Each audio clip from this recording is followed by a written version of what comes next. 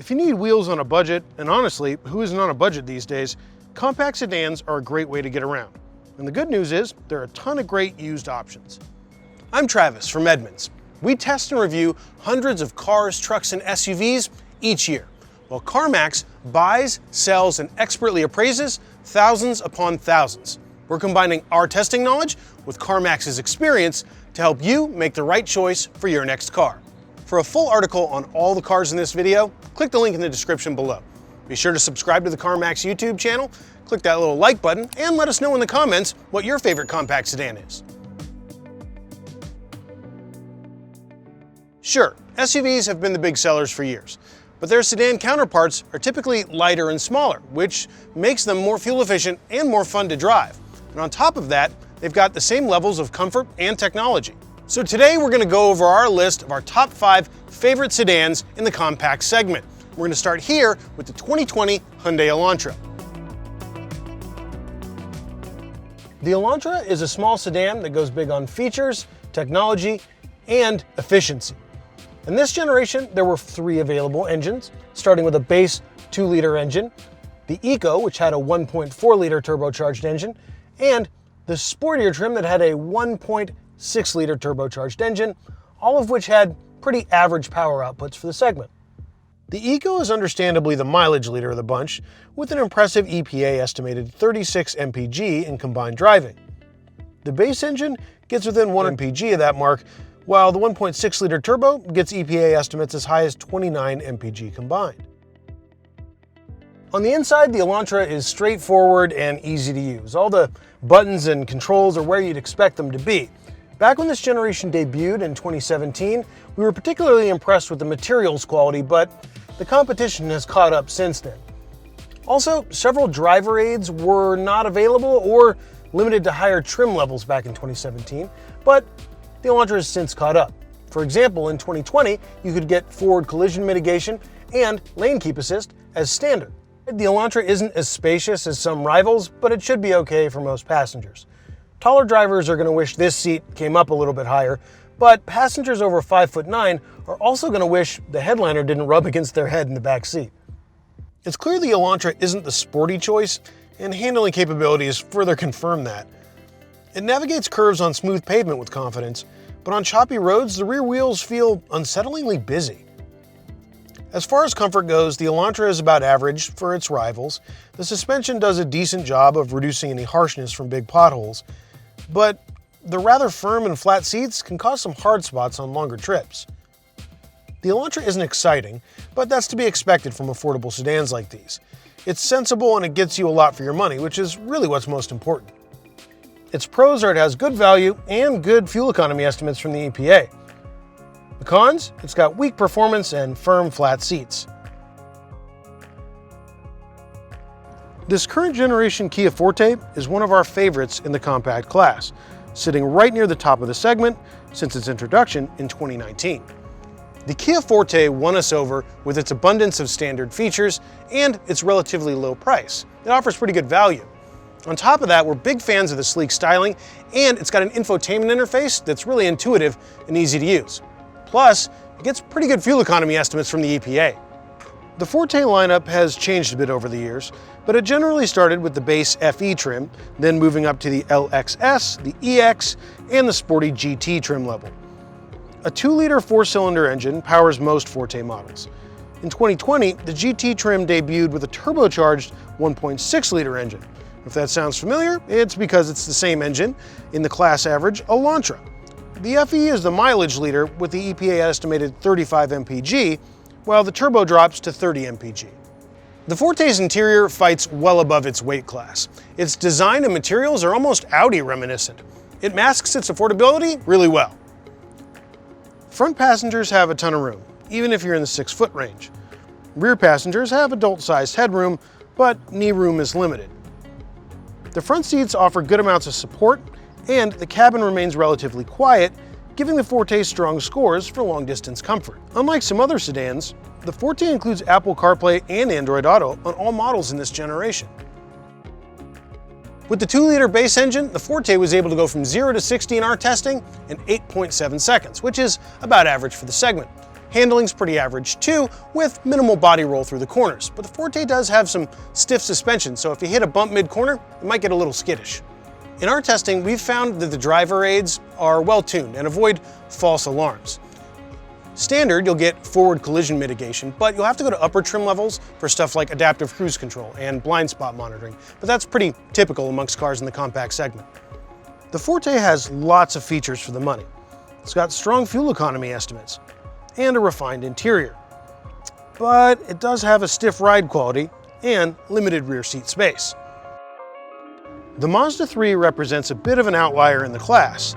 Its evocative styling makes the rest seem dull by comparison, and it performs on a much higher level. It's going to cost you though. When the Mazda 3 was redesigned in 2019, it came with a 2.5-liter base engine. Later, a new base engine would be introduced, but also the high horsepower turbo model, which has some of the most power in the class.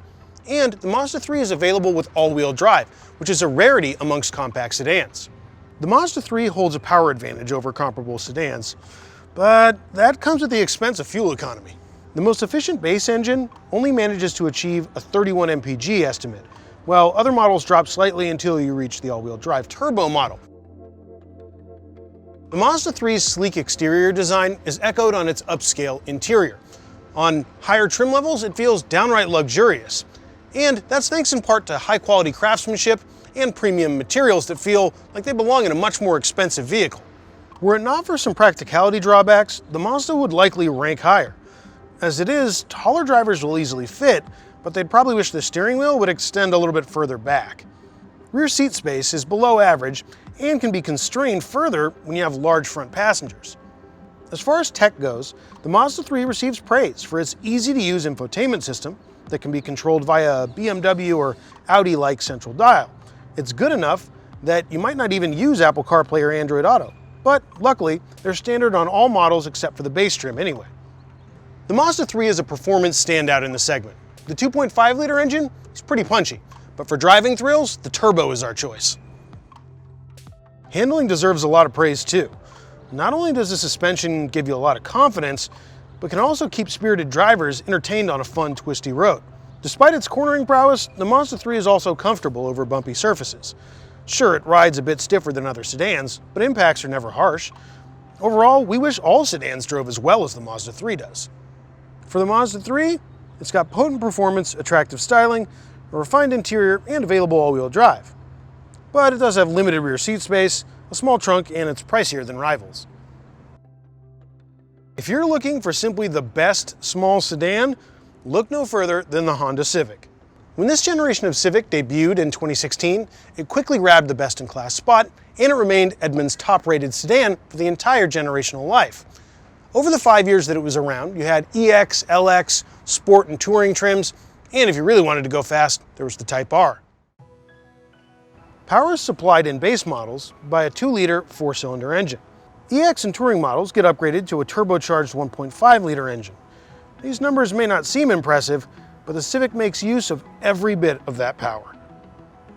Like all the other cars on this list, we're partial to the turbo engine, but not just for the power. It gets as high as an EPA estimated 36 mpg in combined driving, while the 2-liter gets EPA estimates that are closer to 33 mpg. In Edmunds ratings, the Civic leads amongst compact sedans in pretty much every category, and that includes interior space. Adults can fit comfortably in both the front and the back seat. But there is one thing in the interior that's a minor gripe of ours. Earlier models of this generation had this weird capacitive touch volume control. We weren't big fans, so if you want to avoid that and get a volume knob, look for models that are 2019 or newer. The infotainment system itself has some drawbacks, with outdated graphics, confusing menus, and slow responses. On the plus side, you can bypass a lot of this with Apple CarPlay or Android Auto, which are standard equipment on everything but the base trim. Pros, it's got quick acceleration, sharp handling, spacious cabin, and high fuel economy estimates. Cons, frequent false alarms from the driver aids, distracting lane watch camera, and outdated infotainment. Lastly, we have the Corolla, one of the best-selling vehicles of all time. Its popularity is due in large part to its reputation for a high-quality interior and affordability. The Corolla was last redesigned in 2020, so this one's still pretty fresh. There are 5 trim levels to choose from, starting at the base L and working your way up to the top of the line XSE. Base models get a 1.8-liter 4-cylinder engine, and as you work your way up the line, get a 2-liter 4-cylinder engine. But both of those engines are pretty anemic for the class. Our pick is the 2-liter engine, not just for the added power, but it also gets better EPA fuel economy estimates. It's an MPG or 2 better than the base engine, depending on the trim. The Corolla's interior is pretty basic, but that's not necessarily a knock against it. There are high-quality materials and an easy-to-understand layout, which gives it a leg up on the competition. There's plenty of room up front for taller folks, but as you'd probably expect from this segment, it's a little bit crowded in the back, so you may not want to have your adult friends sit back there. When it comes to technology, the Corolla is a little bit hit or miss. There are a lot of standard driver aids, but the infotainment interface is not our favorite. Don't get me wrong, it's a big improvement over the old generation, but even on this 2020 model, you only get Apple CarPlay. Android Auto, you gotta get 2021 or newer. If you're only seeking transportation that'll get you from point A to point B, the Corolla will easily satisfy. Compared to other sedans in its class, it's fairly anemic though, even in sporty trims. The larger 2-liter engine is still down on power compared to rivals, and the continuously variable transmission makes it feel even weaker. That means you'll probably have to floor it when getting on the highway. In the handling department, it doesn't fare much better. The soft suspension tuning results in a lot of body roll in the curves, and the tires don't provide much grip either. Instead, the Corolla focuses on comfort, and it does that well. The ride quality is smooth, and the front seats will keep you fatigue-free on long road trips. Pros: lots of standard driver aids, high-quality interior, comfortable ride. Cons: slow, technology features could use an update, limited rear seat space. So, what have we learned? Well, small sedans are still a viable alternative to SUVs, and there's pretty much a small sedan for everybody, whether you're looking for one that's affordable or nice and refined. The Hyundai Elantra is packed with features, at a reasonable price, and it's fuel efficient, but it's a bit lifeless in the driving department. The Kia Forte is a very affordable car while not skimping on features. It's efficient and it has a great interior, but the rear seats are small and the ride is too stiff. The Mazda 3 is the sexy athlete of the bunch. It's a joy to look at and to drive, but it comes up short in regards to practicality and it can cost more than rivals. The Honda Civic, it's the all-around champion. Expertly balances performance, comfort, and practicality. Lastly, Toyota Corolla strengths include high-quality interior and comfort, but too bad it's slow and it's in desperate need of a tech update. Not seeing what you like? Well, the Subaru Impreza has always been a good sedan, even though it's got a little bit of a thirsty engine. And the Volkswagen Jetta, if you can find one for the right price, might be a good choice, but it's had a hard time pushing past its general averageness. For more information on all the cars in this video, click the link in the description below.